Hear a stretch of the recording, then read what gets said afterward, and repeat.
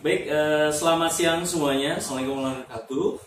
Terima kasih banyak buat rekan-rekan sekalian yang sudah tergabung di channel kami, di channel Your Management Indonesia, baik itu sahabat sosial media, Instagram, Facebook, YouTube, serta aplikasi Zoom. Jadi pada kesempatan kali ini buat teman-teman semua, ya bersama saya dengan Ishak, saya akan jelaskan juga buat teman-teman semua apa sih Your Management Indonesia dan bagaimana sih buat teman-teman semua yang ingin studi untuk program ke negara English speaking countries atau ke negara-negara yang berbahasa Inggris nih buat teman-teman semua. Jadi Your Management Indonesia kita sudah 17 tahun. Jadi alhamdulillah di April ini kita sudah 17 tahun. Bayangkan kalau buat teman-teman semua yang sudah 17 tahun saat ini pastinya kan sudah sangat kredibel buat teman-teman semua bisa mengikuti program kami. Dan Your Management Indonesia juga pastinya kita didirikan oleh Presiden Direktur CEO Your Management Indonesia, dan beliau juga alumni dari program Pak Habibie. Jadi Pak Habibie tahun 80-90-an beliau mengirimkan untuk putra-putri terbaik untuk studi ke negara tujuan, dan kebetulan founder kami adalah beliau Bapak Bimo Sasongko dan pernah dikirimkan oleh Pak Habibie, dan saat ini menjabat sebagai Ketua Umum Ikatan Alumni Program Habibie yang membawa kurang lebih ada 4.000 alumni Pak Habibie yang saat ini sudah ada di Indonesia, yang pastinya untuk membangun bangsa Indonesia. Baik, kita lanjutkan kembali. Kantor kita ada di wilayah Menteng. Jadi buat rekan-rekan sekalian, kalian pastinya nanti kalau seandainya kondusif, kalian bisa mampir ke kantor kami. Nah, selanjutnya apa sih Euro Management? Kita mempersiapkan apa saja? Kita ada mempersiapkan beberapa program. Baik, program kita lakukan adalah program untuk Gateway to Study in English Speaking Countries ke negara-negara yang berbahasa Inggris, yang hari ini kita akan informasikan kepada buat teman-teman semua. Lalu ada Gateway to Study in Europe ke negara-negara Eropa, dan itu pun tadi mungkin jam 11 sampai jam 12 kita sudah informasikan tentang program tersebut. Selanjutnya kita juga ada program Gateway to Study in Asia ke negara-negara Asia nih buat teman-teman semua. Itu juga nanti kita akan informasikan buat teman-teman semua yang memang tertarik untuk ke negara-negara Asia seperti Malaysia, Singapura, lalu juga ada Jepang, Korea, ya, Korea Selatan, China. Itu adalah salah satu main program untuk ke Asia yang kita bisa siapkan buat teman-teman semua. Dan yang terakhir adalah Gateway to Study in Middle East atau ke Timur Tengah.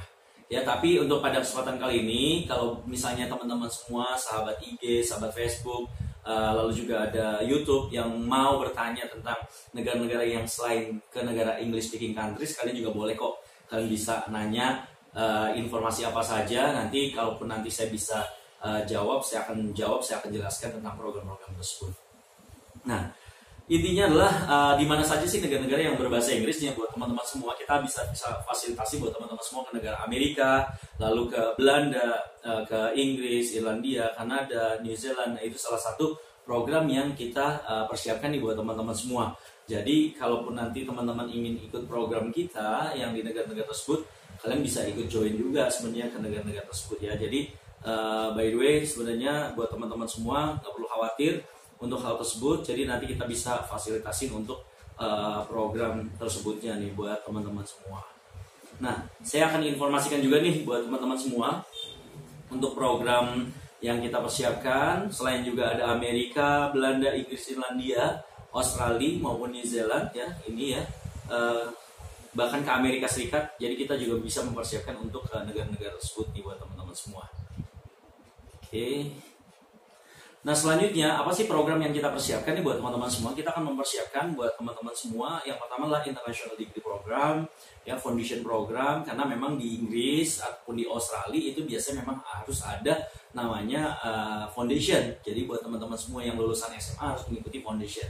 Kecuali yang kalian misalnya ingin program Master ataupun misalnya PhD, tidak perlu lagi kalian untuk membuat Foundation. Selanjutnya kita ada juga persiapan bahasa nih buat teman-teman semua. Jika mungkin bahasa kalian atau IELTS, TOEFL kalian, GMAT, GRE, SAT kalian mungkin masih kurang, kalian bisa ikut juga mempersiapkan dengan lembaga kami. Jadi kami bisa memfasilitasi untuk hal tersebut. Lalu kita juga ada program University Preparation, lalu ada Homestay Program, A-Level. Jadi buat teman-teman semua yang ingin ke UK biasanya harus ada ijazahnya A-Level ataupun Foundation pilihan. Nah, itu kita juga bisa fasilitasi untuk hal tersebut. Nah, teman-teman semua, kita masuk ke berikutnya ya. Jadi apa sih dan kenapa sih Anda harus kuliah ke negara-negara tadi, yang ke negara-negara English speaking country seperti Inggris, Amerika, Australia, Belanda. Yang pertama adalah negara-negara tersebut adalah negara-negara maju di dunia dan kaya juga di dunia pastinya. Lalu yang kedua adalah sistem pendidikan yang terbaik di dunia. Ya, lalu ada juga tersedia level foundation program, itu yang kita juga informasikan nih buat teman-teman semua. Nah, selanjutnya kita juga ada kurang lebih 300 universitas terbaik dan ternama di dunia, 5.000 program pilihan bidang studi, jadi sangat banyak banget nih buat teman-teman semua yang ingin kalian ngambil jurusan apapun di sana itu ada. Ya, dari kedokteran, teknik, ekonomi, manajemen, hukum, seni budaya dan lain-lain, itu semua ada. Jadi kalian nggak perlu khawatir mau cari jurusan yang mungkin nggak ada di Indonesia, di sana juga ada pastinya sih sebenarnya. Jadi kalian tinggal search saja kebutuhan kalian, needs kalian apa nih untuk kalian mau ngambil jurusan. Ya, saya mau ngambil jurusan misalnya bioteknologi, ada di sana. Lalu mau ngambil jurusan misalnya spesialis apa gitu ya, pertambangan lebih ininya, itu ada juga. Jadi tenang aja buat teman-teman semua ada untuk jurusan di sana. Lalu di luar dari itu juga ada biaya hidup pastinya yang kalian harus juga persiapkan, serta peluang kerja itu yang sebenarnya kalian bisa dapatkan sendiri nanti untuk di sana. Untuk universitas sebenarnya sangat banyak buat teman-teman semua. Seperti ada di UK itu ada seperti di University of Cambridge, University Oxford, lalu ada University College London, lalu juga ada Irlandia juga ada, lalu ada juga di Belanda nih, di University of Amsterdam, Leiden University, sampai dengan Delft University of Technology. Itu biasanya kita juga fasilitasi buat teman-teman siswa kami yang sudah kita berangkatkan ke sana. Jadi buat teman-teman semua, untuk masalah universitas kalian nggak perlu khawatir. Banyak banget universitas yang sebenarnya kalian bisa pilih mau universitas manapun yang kira-kira kalian inginkan. Nah, jadi itu buat teman-teman semua. Nah, selanjutnya kita masuk banyak sekali alumni yang sebenarnya yang sudah kami kirimkan ke negara-negara English speaking countries ya teman-teman semua ya. Jadi banyak banget sih buat kalian yang ingin mau ke negara English speaking countries, kalian juga bisa untuk program-program tersebut. Ya, jadi banyak sekali program-programnya. Lalu kalau untuk di Amerika, di Australia dan lain-lain, ini kita juga bisa informasikan buat teman-teman semua. Kita bisa tawarkan juga ke universitas-universitas seperti di MIT, Massachusetts Institute of Technology, lalu juga ada Harvard University, McGill University, itu biasa di Kanada ya. Lalu ada University of Toronto, lalu juga di Australia itu seperti Australian University, University of Melbourne. Bahkan alumni kami ada di Australia itu ada di TUM, Technic University Admission, tapi adanya di TUM. Jadi buat teman-teman semua yang mungkin kalian ingin ya ke Jerman, mungkin ngambil jurusan seperti teknik dan lain-lain, itu ada di München, tapi adanya juga mereka ada kayak franchise university, itu ada di Australia. Jadi buat teman-teman semua bisa juga ke Australia ngambil di universitasnya TUM tadi. Jadi itu salah satu alumni kami juga sudah ada yang di sana. Lalu ada juga Victoria University Wellington, itu di New Zealand, maupun di University of Auckland ya. Jadi ini juga saat ini nih banyak banget nih orang Indonesia yang saat ini studi ke Auckland di New Zealand. Jadi tempat juga nyaman, bagus, dan pastinya juga inilah ya banyak orang-orang Indonesia yang ingin juga kuliah di sana. Nah, selanjutnya saya akan jelaskan juga nih buat teman-teman semua tentang program Community College. Nah, ini yang mungkin banyak orang yang nggak pernah tahu apa sih Community College, apa sih bedanya Community College dengan University. Memang untuk program ini hanya ada di Amerika Serikat nih buat teman-teman semua. Nah, jadi sebenarnya gini, terkadang mohon maaf orang Indonesia kadang-kadang bahasa Inggrisnya mungkin masih sedikit kurang gitu kan. Jadi kalau misalnya yang mungkin nilainya kurang, misalnya bahasanya kalian kurang, kalian bisa ngambil program Community College. Karena kenapa? Biasanya kalau untuk yang di University requirement-nya agak lebih high, lebih tinggi. Jadi kayak misalnya IELTS-nya kalian harus di angka kurang lebih 6,5 atau 7. Nah, tapi kalau misalnya nilai kalian di bawah dari itu, misalnya baru 5, 5,5, kita sih saranin buat teman-teman semua, khususnya yang untuk program bachelor ya. Yang program bachelor kalian itu ikut program yang Community College. Karena kenapa? Itu pertama adalah keuntungan Community College, pertama no TOEFL requirement. Jadi TOEFL kalian atau IELTS kalian tidak terlalu diperlihatkan di mereka. Nanti di situ ada pembelajaran bahasa juga, English language yang nanti kalian akan kita persiapkan. Nah, selanjutnya yang kedua adalah low tuition fee. Nah, untuk biaya kuliahnya ini memang jauh banget bedanya. Jadi kalau misalnya teman-teman kuliah biasanya tahunnya kan kalau di Amerika mahal banget ya, berkisar antara kurang lebih mungkin 200 atau 300 jutaan per tahun. Nah kebetulan kalau kalian kuliah di community college itu murah banget. Jadi range-nya kalau biaya kuliahnya aja tuh berkisar antara kurang lebih ada yang 5.000, 6.000-an, atau mungkin max-nya sampai dengan 8.000-an per year, per tahun. Ya, dan kuliahnya kalian kalau di community college itu 2 tahun dan langsung masuk ke universitasnya 2 tahun. Jadi biasa kita sebutnya adalah 2+2, 2 tahun di community college, 2 tahun di university. Gelarnya S1 Bachelor. Jadi buat teman-teman semua nggak perlu khawatir, oh nanti gelarnya apa, gelarnya tetap Bachelor asalkan kalian melanjutkan ke university di 2 tahun terakhirnya. Jadi itu. Nah tapi kalau misalnya teman-teman merasa oke, kalau saya hanya di community college aja bagaimana? Nah bisa aja sih kamu selesai di community college yang 2 tahun tadi, terus kamu nggak melanjutin lagi ke university, kamu misalnya langsung kerja dan sebagainya, itu kamu hanya dapat gelar, yaitu hanya associate degree ya. Jadi itu gelar kalian yang kalian dapatkan. Tapi kalian bisa dapat sertifikat juga kok. Jadi tenang aja.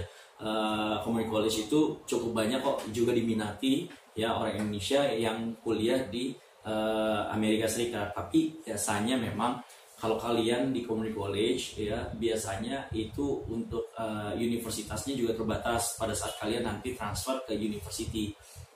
Mungkin jarang banget yang misalnya kamu community college-nya di mana, lalu dapat universitasnya seperti ke top university yang di luar dari negara bagian. Kan di Amerika bentuknya negara bagian. Nah, hal-hal itu sih biasanya yang agak sedikit mungkin berbeda. Nah, kebetulan besok nih buat teman-teman semua, kita ada juga partner dari Tacoma Community College. Buat teman-teman semua yang ingin gabung, tapi dalam bahasa Inggris pastinya nanti presentasinya untuk besok jam 11 sampai dengan jam 12 di channel kita juga, di channel Your Management Indonesia. Jadi kalau kalian yang mau gabung, kalian bisa join nih dengan kita di channel kita. Nanti kebetulan ada Miss Katie Van Wyk, beliau salah satu direktur marketing Tacoma Community College yang nanti akan memberikan sharing information kepada teman-teman semua.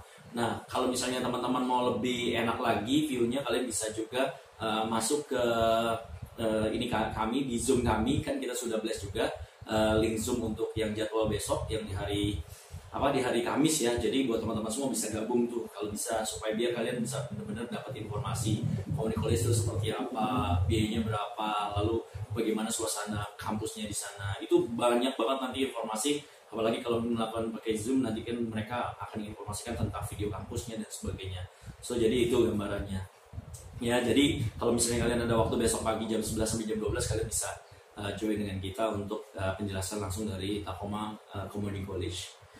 Nah, selanjutnya saya akan jelaskan juga nih buat teman-teman semua tentang masalah biaya hidup. Jadi memang tadi biaya kuliahnya, range-nya kalian sudah tahu ya, berkisar antara kurang lebih kalau di rupiah kan tadi 100 sampai dengan 300 jutaan per tahun untuk biaya kuliahnya. Nah, selanjutnya untuk biaya hidup kalian di sana berapa sih biaya hidup? Sudah include biasanya tempat tinggal, makan, kesehatan, biaya transport, telepon, HP listrik dan lain-lain. Itu biaya hidup di negara-negara seperti Amerika, di Belanda, di UK. Memang tergantung nih teman-teman semua. Kalau kalian tinggal di seperti kota-kota besar, seperti misalnya contoh di UK di London, lalu misalnya kalau di Amerika mungkin di New York ya, atau misalnya di Australia kalian misalnya di mungkin di Perth, atau mungkin di negara-negara yang kota-kota besar, pastinya memang sangat mahal ya. Tapi kita membuat range berkisar antara sudah include tempat tinggal, makan, kesehatan, biaya transport, telepon, listrik dan lain-lain. Range-nya itu berkisar antara 550 US dollar sampai dengan 1000 US dollar, atau kalau di rupiah kan mungkin berkisar antara ya 11 jutaan sampai dengan kurang lebih 15 jutaan per bulan. Itu sudah include tempat tinggal, makan, kesehatan, biaya transport, telepon, listrik dan lain-lain. Jadi buat teman-teman semua nggak perlu khawatir nih, semua itu sudah termasuk itu. Jadi kalian harus mempersiapkan itu. Nah, biasanya memang kalau kalian yang untuk S1 masih supporting dari orang tua. Nah, orang tua biasanya harus ada kayak deposit bank yang harus memperlihatkan senilai uang sekian gitu dalam 1 tahun biaya hidup kalian dan biaya kuliah kalian itu di awal. Nah, itu salah satu kita sebut sebagai deposit bank yang nanti buat biaya hidup kalian nanti di sana. Oke, Itu terus selanjutnya buat teman-teman semua peluang kerja. Nah, jadi kalau misalnya kalian merasa oh biaya hidupnya mahal banget di sana ya, kalian bisa mensiasati dengan namanya peluang kerja nih buat teman-teman semua. Peluang kerja kalian bisa dapatkan ada 3 jenis. Yang pertama adalah on job campus, bekerja di dalam universitas jadi asisten dosen, penjaga lab komputer, penjaga kantin kampus, itu upahnya cukup lumayan. Range-nya berkisar antara 3 sampai dengan 6 jutaan per bulan. Lalu yang kedua adalah casual job, waktu musim libur kalian bekerja di pabrik, perusahaan, restoran, industri, dan lain-lain 40 jam per minggu, itu lumayan 6 sampai dengan 18 jutaan per bulan. Jadi waktu libur kalian jangan pulang ke Indonesia, kalian kerja di sana, cari pengalaman sih, sebenarnya bukan cari finansial, tapi itu sebuah bonus buat kalian. Yang terakhir adalah magang, internship menurut jurusan.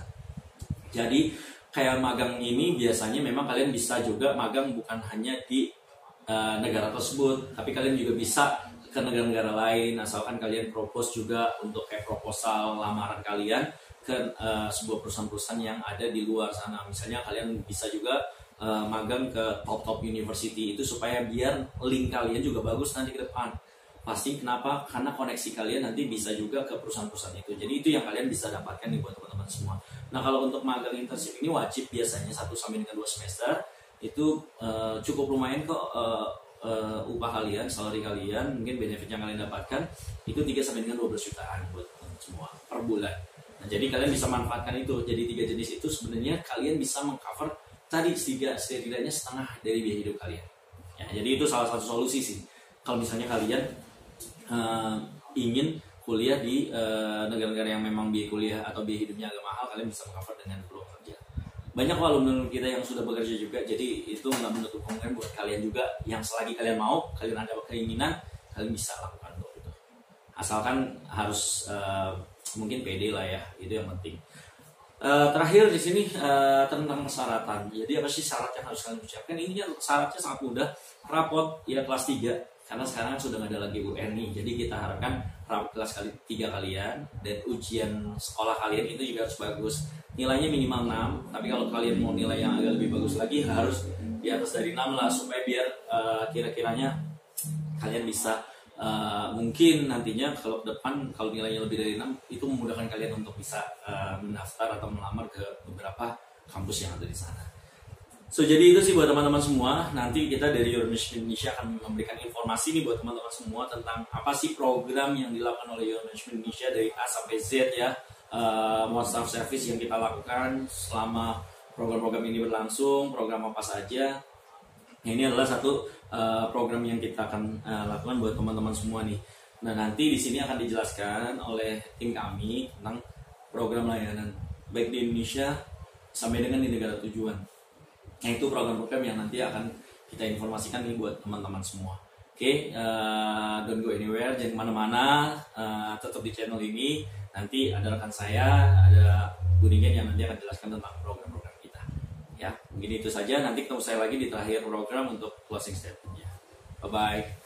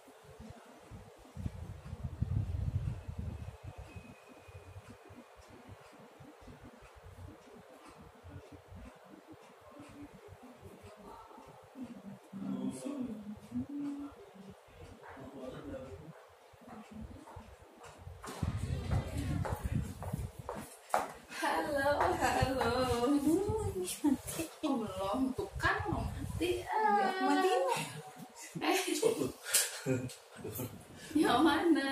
Yang mana? Ini masih pengurusan studi. Iya udah, next aja.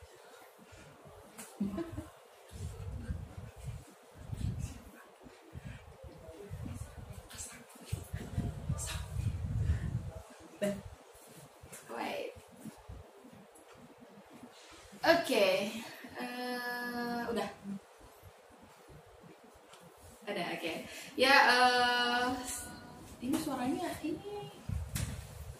Jadi aku ngegema, bingung aku.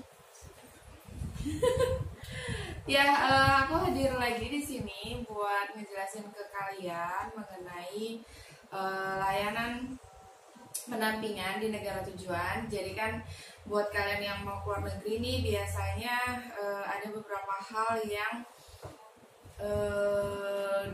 dialami ya, atau kendala gitu yang dialami. Ini connectionnya instan. Nah, buat kalian kadang suka bingung apa sih yang harus dikerjain atau yang harus kalian lakukan pada saat pertama kali sampai di suatu negara gitu kan. Terus kayak gimana sih cara nyari tempat tinggal. Nah, dengan adanya layanan ini atau layanan negara tujuan, itu kita bakal bantu kalian untuk hal-hal tersebut gitu. Jadi sebelum kalian berangkat pertama kali, kita biasanya akan carikan dulu tempat tinggal untuk kalian nih di sana gitu. Dan itu kita biasanya untuk sewanya 3 bulan pertama.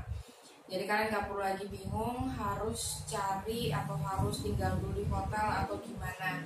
Jadi sebelum kalian berangkat kan udah tahu akan tinggal di mana kayak gitu. Nah, untuk tempat tinggal sendiri yang kita biasanya carikan buat student itu ada apartemen, kemudian ada studio, ada asrama, ataupun misalnya kayak kamar sendiri kayak gitu. Nah, ini akan balik lagi ke kalian gitu, karena ini untuk berikutnya kan kalian yang akan menjalani gitu, yang akan bayar untuk biaya sewanya. Jadi tergantung kalian nyamannya gimana, itu informasikan ke kita budgetnya berapa buat yang kalian akan keluarkan. Nanti akan kita bantu untuk pencariannya. Nah, kalau mau supaya nggak terlalu mahal, itu kita biasa saranin untuk sharing tempat tinggal. Nah, ini bisa untuk tipe yang apartemen. Untuk apartemen kalian bisa sharing antara 3 sampai dengan 4 orang gitu. Jadi ini akan jauh lebih murah. Misalnya harga sewanya 1.500, berarti tinggal dibagi 4. Tapi kalau untuk studio ataupun asrama itu biasanya hanya bisa ditempati oleh 1 orang kayak gitu. Kemudian besaran biaya sewa juga bakal tergantung dari di mana kalian tinggal kotanya. Semakin besar kotanya, tentu saja harga biaya sewanya itu akan semakin mahal gitu. Terus kemudian kalau kalian dapatnya misalnya di asrama atau kalian maunya di asrama, berarti kalian harus siap untuk sharing dapur dan kamar mandinya gitu. Karena kalau asrama UNIF biasanya dapur dan kamar mandi itu ada di luar gitu. Itu untuk tempat tinggal, itu kita akan bantu kalian untuk mencari gitu, supaya nggak bingung lagi pada saat udah nyampe di sana. Kemudian kita ada penjemputan.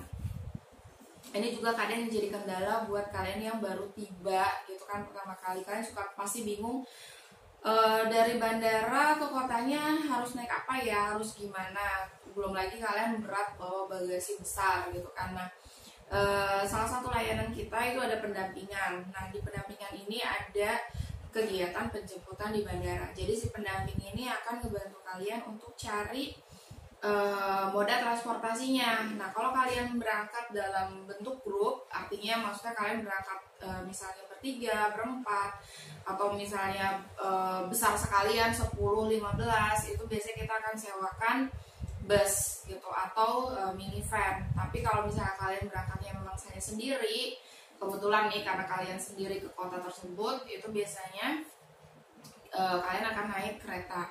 Nah, untuk kereta sendiri biasanya kita sudah bantu belikan tiketnya. Jadi kalian memang cukup mudah sih, cuma tinggal ikutin arahan dari pendampingnya yang menjemput kalian di bandara.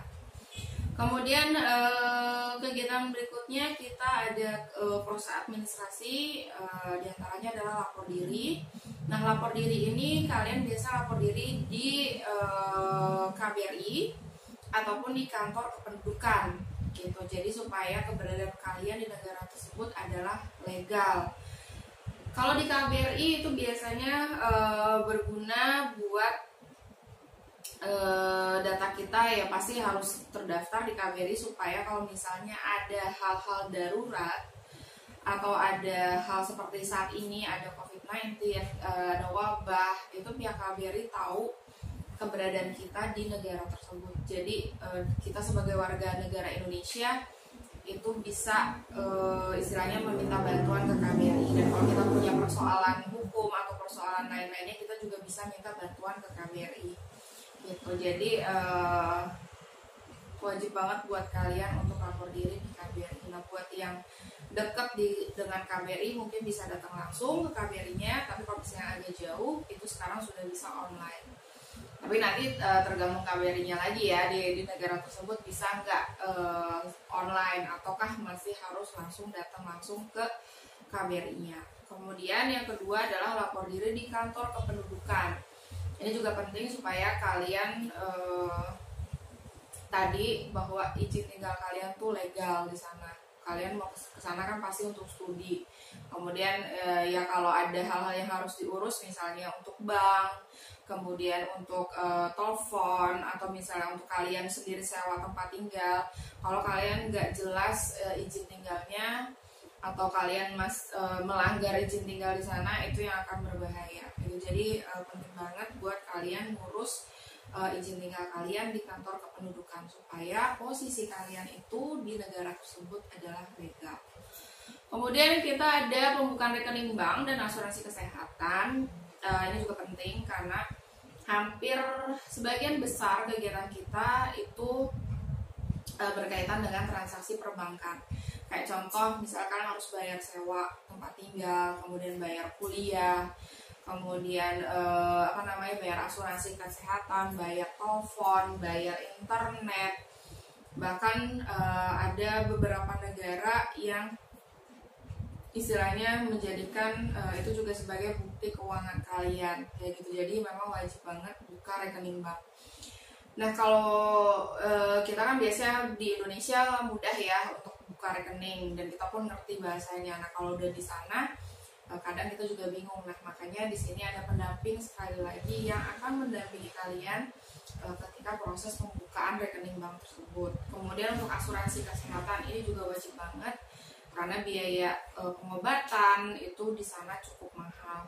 Apalagi kalau kalian tidak tercover asuransi gitu. Jadi wajib banget buat kalian punya asuransi kesehatan.